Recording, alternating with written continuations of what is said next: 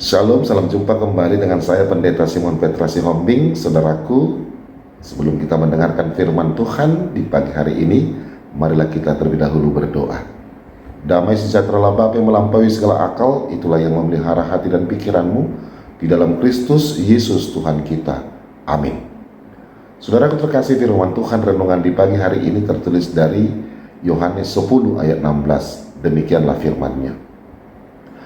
Ada lagi padaku domba-domba lain yang bukan dari kandang ini.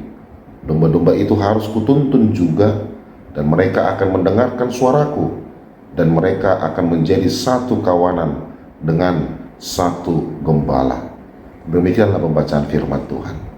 Saudara terkasih, melalui firman Tuhan ini hendak mau menjelaskan kepada kita bahwa Yesus adalah gembala yang baik, gembala yang mengenal domba-dombanya,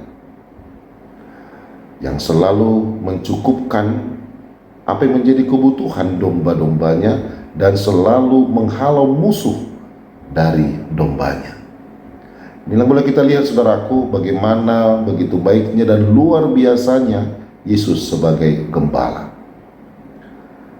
Di dalam firman Tuhan di pagi hari ini, penekanan domba yang akan mendengarkan dia bukan berasal dari kandang yang sama, melainkan domba yang mendengarkan dia adalah dari kandang yang lain.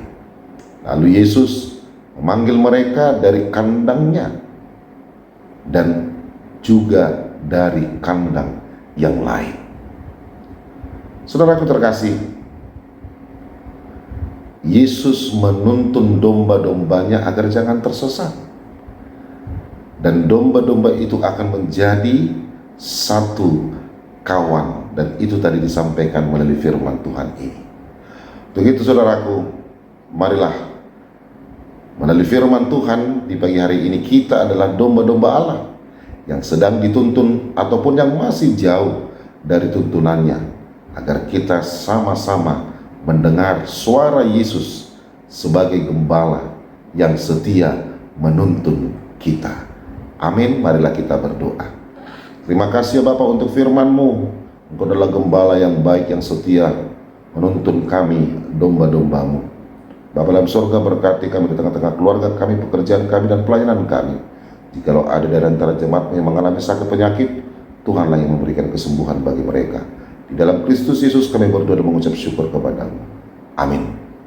Selamat beraktivitas, tetap semangat saudaraku. Tuhan Yesus Kristus memberkati kita semua. Shalom.